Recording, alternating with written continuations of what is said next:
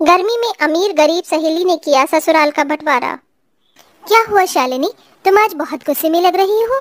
माँ आज फिर से मेरे लिए एक रिश्ता लेकर आई थी। मैंने उस रिश्ते को मना कर दिया। लेकिन क्यों? सेजल, तुम तो जानती हो कि हम दोनों की दोस्ती कितनी गहरी है। हमने इतने साल एक दूसरे के साथ रहकर इस दोस्ती को निभाया है और ऐसे ही मैं इसे जिंदगी भर निभाना भी चाहती हूँ। और ये तभी होगा जब हमारी शादी एक घर में होगी। आज जो रिश्ता आया था वो इकलौता बेटा था अपने घर का, इसलिए मैंने मना कर दिया। लेकिन शालिनी, तुम तो जानती हो ना कि मैं तुम्हारी तरह किसी अमीर परिवार से नहीं हूँ, तो मेरी शादी अमीर परिवार में कैसे हो सकती है? होगी, और हम दोनों की एक ही घर में शादी होगी। शालिनी और सेजल बचपन से एक दूसरे की काफी अच्छी सहेलियां थी। सेजल एक गरीब परिवार से थी और शालिनी काफी अमीर परिवार से थी, लेकिन इसके बावजूद भी दोनों सहेलियों में बड़ा ही प्यार भरा रिश्ता था। ऐसे ही समय गुजरता है और शालिनी को फिर एक बार रिश्ते वाले देखने के लिए आते हैं। बहन जी, हमें तो आपकी बेटी बहुत पसंद है। हमारी तरफ से तो रिश्ता पक्का समझिए, लेकिन आपने हमें बताया नहीं कि आपकी एक और छोटी बेटी भी है। आंटी जी, ये मेरी बहन नहीं बल्कि मेरी सहेली है। अच्छा, ये भी अच्छी बात है। वैसे मेरा एक और छोटा बेटा है। मेरे छोटे बेटे के लिए तुम्हारी सहेली काफी पसंद आई है मुझे। आंटी जी, आप सच कह रही हैं? इसका मतलब अब शादी के बाद भी मैं और मेरी सहेली एक दूसरे के साथ रह सकती हैं? मम्मी, मुझे तो ये रिश्ता मंजूर है। शालिनी की बात सुन सब लोग हंसने लगते हैं, जिसके बाद शांति सेजल के माता पिता से बात कर सेजल का रिश्ता अपने सबसे छोटे बेटे से तय कर देती है और सिर्फ कुछ ही महीनों में दोनों सहेलियों की एक ही घर में शादी हो जाती है। क्या बात है शालिनी, तुम दहेज में कितना सारा सामान लेकर आई हो, और तो और इस दहेज में एसी भी है। लेकिन ये क्या सेजल, तुम तो दहेज में सिर्फ एक पंखा लेकर आई हो। क्या तुम्हारे माँ बाप की इतनी भी हैसियत नहीं थी कि वो तुम्हें एक कूलर ही दे देते? इस घर में पहले से ही इतना सब कुछ है, फिर भी आप लोग दहेज में कितने लालची हैं। आज के जमाने में भी आप जैसे लोग हैं, मुझे यकीन नहीं होता। शालिनी के जवाब सुन दोनों जिठानियों का मुंह बन जाता है। शादी के बाद भी दोनों सहेलियां पहले की तरह ही प्यार मोहब्बत से रहती हैं, लेकिन इनका ये प्यार उनकी दोनों जिठानियों को हजम नहीं होता। सेजल, मैं किसी काम से बाहर जा रही हूँ, तो तुम मेरे कपड़े धो दोगी? ये भी कोई बोलने की बात है? तुम जाओ, मैं तुम्हारे कपड़े धो दूंगी। सेजल की बात सुन शालिनी चली जाती है। तभी वहाँ अमृता आती है। वैसे वो बड़ी गलत बात है। क्यों, क्या हुआ भाभी? तुम्हारी सहेली सच में बड़ी चालाक है। खुद बाहर घूमने चली गई और अपना काम तुम पर थोप गई। भाभी, वो मेरी सहेली है, मुझे उसके काम करने में कभी कोई परेशानी नहीं होती, और उसने अपना काम मुझ पर थोपा नहीं है। वो किसी जरूरी काम से बाहर गई है। अमृता के भड़काने पर भी सेजल नहीं भड़कती, जिसे देख अमृता को बहुत गुस्सा आता है। तुम यहाँ बैठी हो और मैं तुम्हें पूरे घर में ढूंढ रही हूँ। क्यों भाभी, कुछ काम था क्या आपको? एसी तुम लेकर आई हो दहेज में, फिर भी तुम्हारी जगह है। तुम्हारी सहेली तुम्हारे एसी रूम की ठंडी हवा में आराम कर रही है, तो क्या हुआ भाभी? जो चीज मेरी है वो उसकी भी तो है।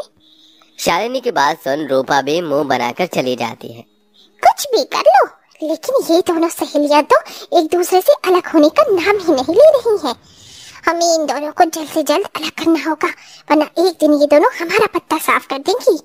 दोनों जिठानियां सेजल और शालिनी को अब अलग करने का अच्छा खासा प्लान बना लेती हैं। सेजल, शालिनी, देखो मैं तुम दोनों के लिए क्या लेकर आई हूँ। ये हमारा खानदानी हार और कंगन है। शालिनी बहू, ये हार तुम्हारे लिए और ये कंगन तुम्हारे लिए। सेजल बहू। दोनों बहुएं साथ से अपने अपने तोहफे लेकर अपने कमरे में चली जाती हैं। तभी अमृता सेजल के पीछे जाती है। ये कंगन तो दिखने में काफी सुंदर है, लेकिन मुझे ये शालिनी के हार से ज्यादा कीमती नहीं लग रहे।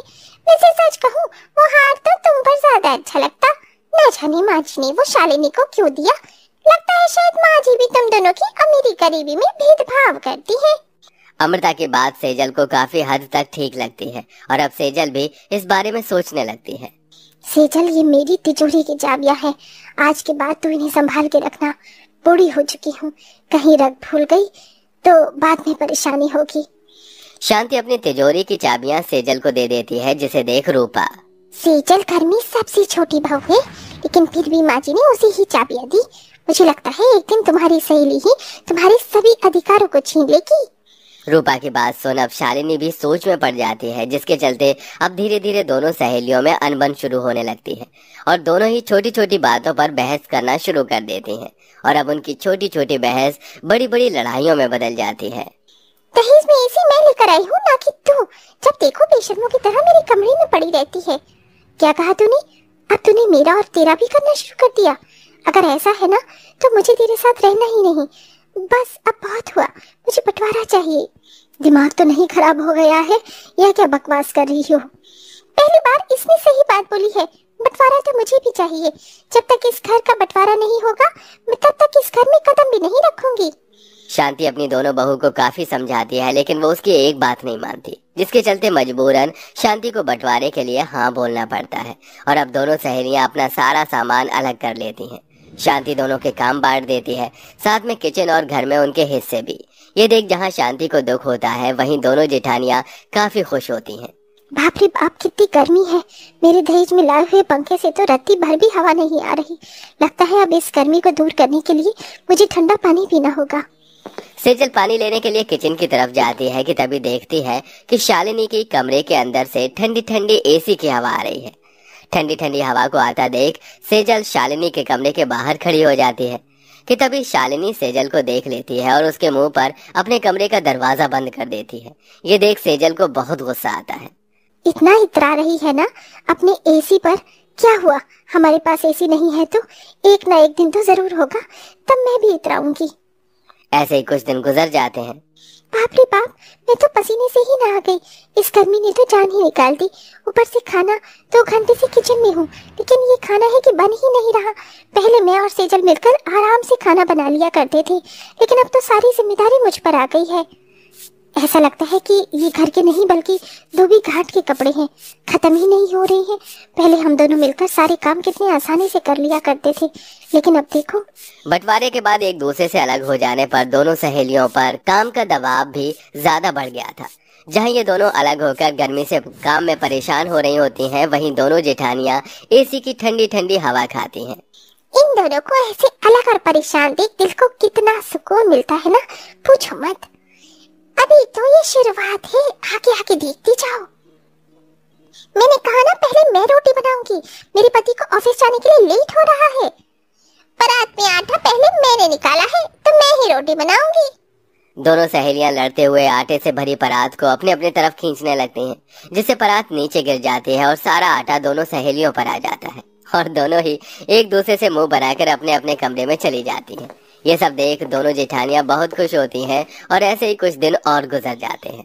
मैं तो कह रही हूँ इन दोनों में थोड़ी सी चिंगारी और लगा देती है, फिर देखना कितना मजा आएगा इनकी लड़ाई में, और हम अपना अपना हिस्सा लेकर यहाँ से निकल जाएंगे। अमृता रूपा ये सब कुछ जायदाद के लिए करती हैं, लेकिन कहते हैं ना गलत चीज का हमेशा अंत होता है। अमृता रूपा की बात शांति सुन लेती है, जिसे सुन वो सीधा शालिनी और सेजल के पास जाती है और उन्हें सारी बात बताती है। माँ जी, क्या आप सच कह रही हैं? मुझे उनसे ज्यादा तुम दोनों पर गुस्सा आ रहा है। क्या यही तुम दोनों की दोस्ती थी जो कुछ लोगों के भड़काने पर एक पल में ही टूट गई? शांति की बात सुन सेजल और शालिनी को अपनी गलती का एहसास होता है, जिसके बाद शांति उन दोनों को लेकर अमृता और रूपा के पास जाती है। अरे बहुओं तो घर को जोड़ के रखती हैं, लेकिन तुम दोनों ने तो घर को पूरी तरह से तोड़ कर रख दिया। शर्म नहीं आई बहनों जैसी सहेलियों को एक दूसरे से अलग करते हुए? ऐसी बहू होने से अच्छा है कि मेरी बहू ही ना हो। निकल जाओ मेरे घर से। ऐसा मत करिए, हमें माफ कर दीजिए, हमने बहुत बड़ी गलती की है। माँ जी, गलती इनकी नहीं बल्कि हम दोनों की है। हम दोनों की ही दोस्ती में कोई कमी रह गई थी जो हम लोग इनकी बातों में आ गए। तुम सही कह रही हो, हमें इनकी बातों में ना आकर एक दूसरे से लड़ाई नहीं करनी चाहिए थी। मुझे तो खुद पर गुस्सा आ रहा है, मुझे माफ कर दो सेजल। दोनों सहेलियां एक दूसरे से माफी मांगकर अपना रिश्ता पहले से भी ज्यादा मजबूत कर देती हैं। वहीं अमृता और रूपा को भी अपनी गलती का एहसास होता है, जिसके चलते उन्हें भी माफी मिल जाती है और अब दोनों सहेलियां हंसी खुशी एक साथ रहती हैं।